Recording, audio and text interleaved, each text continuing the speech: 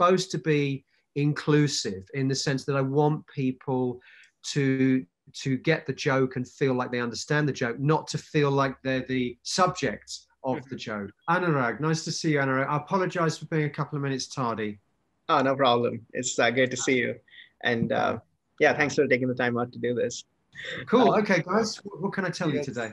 Oh, great. Yeah. I mean, I just wanted to, I guess, get a bit of info about the Future Bites as well as everything else that you got going on. So, of course, one of the first things I wanted to know was with a project that's this ambitious, for example, like what was the starting point? The starting point is always the same for me, which is like, what can I do that's different? What can I do that means I'm not going to simply repeat what I've done before? So I'm always looking for something that's going to inspire me in terms of it being an exciting new challenge, for me. And I think this time around, there was no shortage of interesting subject matter to write about, because we live in a very, shall we say, a very controversial and tumultuous world at the moment. So there were lots of things that were kind of floating around my head in terms of lyrics. In terms of musical direction, I found myself gravitating more towards electronic sound, rather than my usual sort of tendency to write on the guitar. I found I wasn't really inspired so much by the guitar this time. I felt every time I picked up a guitar, I felt like there's nothing left for me to say with with this instrument, which is understandable after 25 years of essentially writing on it. So I found myself moving more towards electronic sound, and in a way that kind of reflects the world that we live in. I mean, we do live in a very electronic world these days. So that, I think that was really the starting point, finding inspiration from a few new keyboards I bought and some electronic sounds, and feeling like I wanted to make a more electronically orientated record. Yeah. Right. And, like, I feel like you've had a very, you've had a changing relationship with technology, I presume, presumably as we've all had, and I remember way back when people would bring your iPods at the back of your Porcupine Tree shows, and you would be hammering them and stuff like that. So I guess what I wanted to ask you was, how do you see your changing relationship with technology? It's one of those things where, like I think a lot of people in the world today, I have a very love-hate relationship with technology.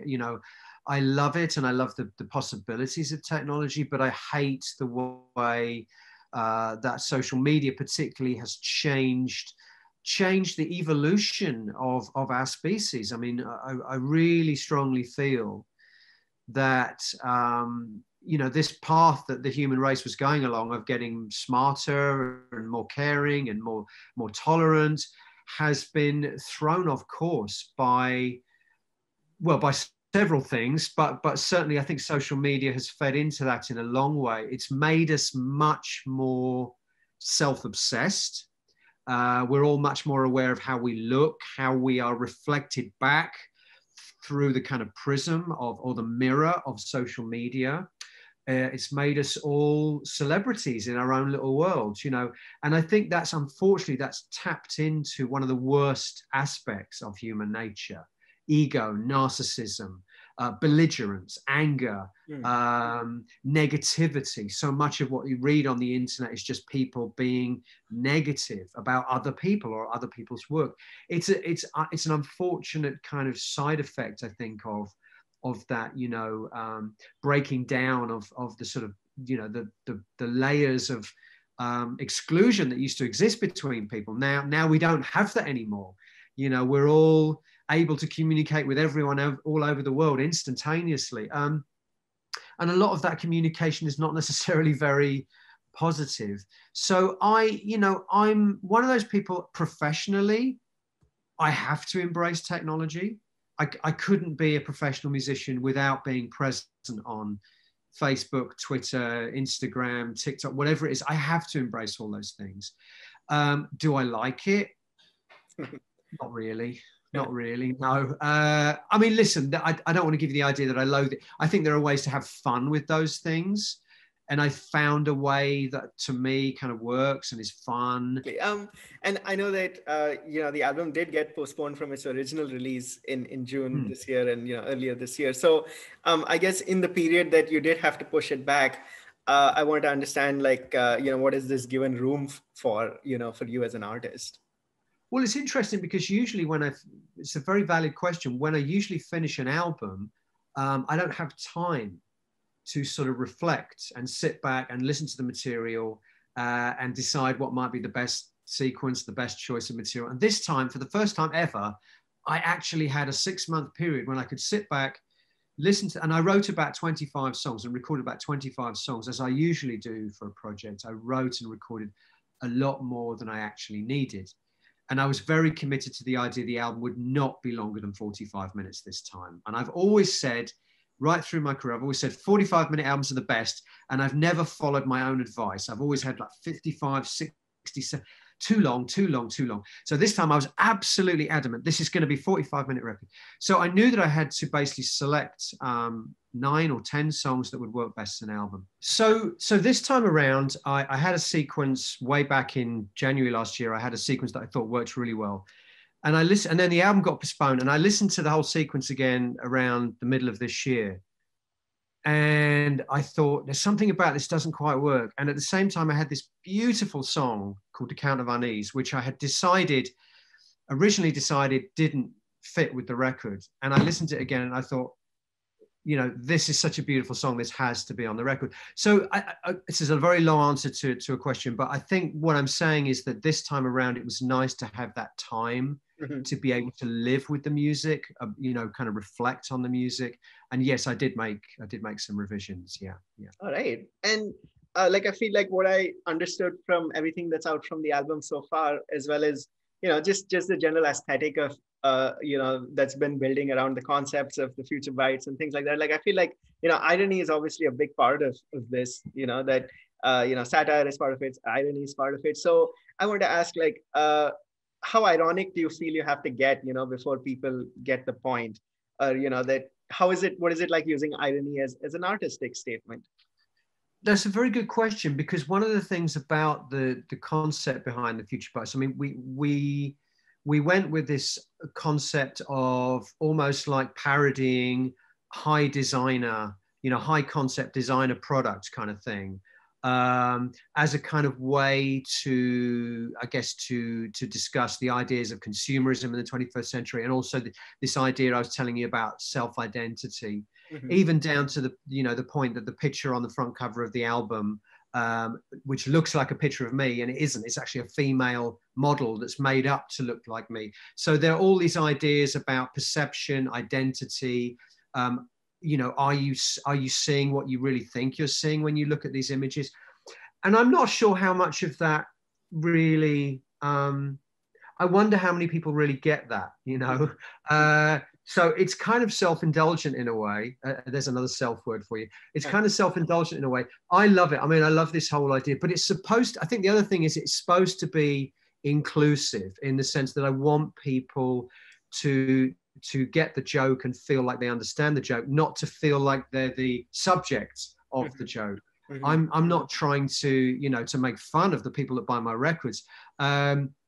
And that, that couldn't be more clearly demonstrated by, in the middle of Personal Shopper, where Elton reads the shopping list, there's like 180 gram vinyl reissue and deluxe edition box set, which of course are things that I use a lot in my career. And also I love those things. I mean, you can see my record collection behind me. I love, I'm someone that loves to be a consumer. Like most people in the world, I love to consume these things. So it's supposed to be inclusive. I want people to feel like, oh yeah, I get the joke, I get where he's coming from. And it's supposed to be a little bit of fun in that respect too. I think time will tell how well that comes across. Yeah. And in terms of, like how earlier you mentioned that social media, for example, that, that you're now on TikTok, and, that it's, I wanted to understand just in terms of, like what your introduction to the platform was and what your impression of it has been so far. And, I feel like, you have a legion of fairly sensitive fans who jump at the fact that you're on TikTok all of a sudden, and, you're promoting all this material there. Okay, honestly, I've spent probably in total in my entire life about 45 seconds on TikTok.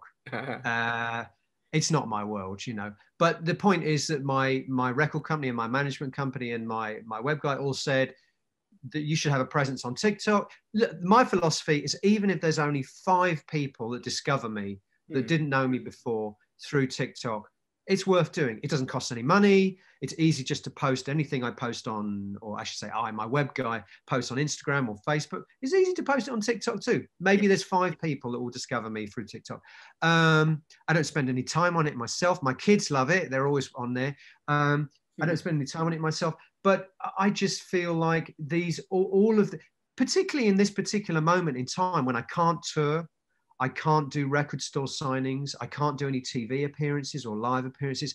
I have to maximize the potential of whatever means there is to get the future bites out there.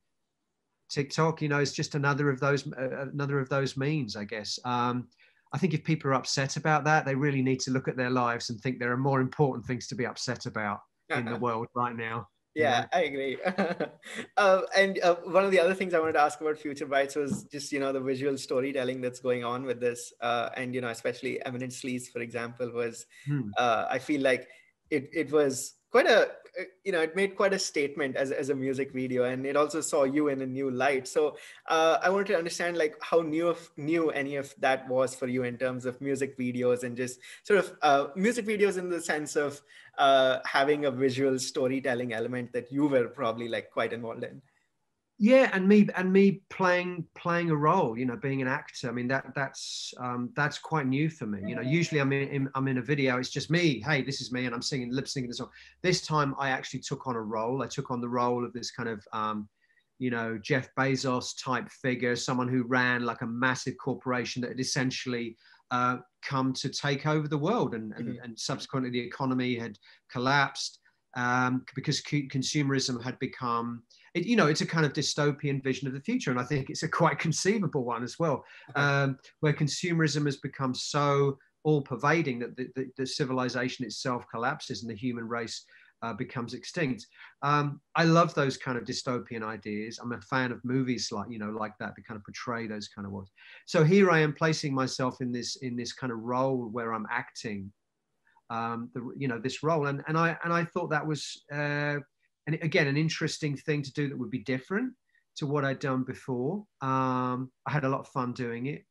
And, you know, it's trying to, I think sometimes at this point in my career, to make an impression with people that essentially are bombarded every day with new music, new media, new films, new. I think we're all bombarded every day by so much information and culture and whatever. And I think these days it's very important to try and stand out in whatever way you can. And so for me, that's another reason to not simply do more of the same. And I'm aware that videos like that have created some controversy. I take that as a very positive thing. Yeah. But there's lots more to come anyway. Oh, nice. So, and how did you how do you think about the acting stint, so to speak, like that, you know, that you had somebody directing you and that you were sort of trying to play a character, so to speak? Well, one of the first things I ever really loved as a kid was acting, and I was always being, you know, I was always in the school productions, and you know, and I had a lot of fun, and I enjoyed that side of things. So, and part of me is kind of a frustrated filmmaker too. You know, although I have no talent at all for the visual side, part of me has always been frustrated. So, you know, that's one of the reasons why I wrote the movie script all those years ago. And you know, it's because I love cinema, and I love the combination of music and image together. For me, I think when that works, that is the strongest, most powerful combination of all. So I love that. And, you know, I'm not an actor, but I like, as you can tell, I like to challenge myself, and we had a lot of fun. Yeah, that's great. And I guess just a couple more questions here, like one of which was just about like how you were mentioning that, especially at a time like this, how everybody's at home and, they're bombarded with information. Of course, a lot of people have spoken about how, music has provided a lot of succor. It's been one of those things that, when the world goes through something on a large scale, like a pandemic, like, a lot of them turn to music. So I want to know, what is it like in your case? You mean me personally? Have I turned to music? Well, I mean, I've obviously been forced to spend a lot more time at home than I would have done. In fact, I would have been out on tour by now if things had gone to plan. I have certainly had time to catch up on a lot of music and re-listen to a lot of music, watch a lot of movies, as I think we all have. Mm-hmm. And yes, I think that makes isolation much more bearable. In fact, in some ways, it was fun. It was fun to be told, you can't go out, you just have to sit at home. And so I'm like, okay, I'm going to have to sit in my listening room with all my records for the next 3 months. How terrible. Obviously, it wasn't terrible at all. I enjoyed it very much. So yeah, I mean, it's I think one of the things that's interesting is the kind of music and the kind of movies that seem to resonate with people during this time. Mm-hmm. And it's one of my main fears about the Future Bites is it is such a topical record in some respects. And it talks about a lot of that, but is that really what people want to hear? I don't know. Is that what people want to hear when they're living through it? Do they want to be reminded that they're living through this, very difficult, turbulent period? I don't know. Time will tell. I wonder if people actually want more kind of joyful, escapist music at this time. Yeah, but maybe not. Yeah, maybe it's tough to say. That's true. Like it could all move like pretty quickly, I suppose. And yeah, I guess as lastly, like, yeah, what else is sort of coming up and in the works right now with the Future Bites? You mentioned music videos. So like, what else have you been planning? Like, is it too early to plan for the shows already? I mean, I did plan for the shows. I had a very ambitious production all lined up, and I hope that I will still have the chance to present that. Although I think realistically, it's at least a year away. If that's going to happen, it'll be a year away. In the meantime, my biggest project right now is a book that I started working on with a collaborator.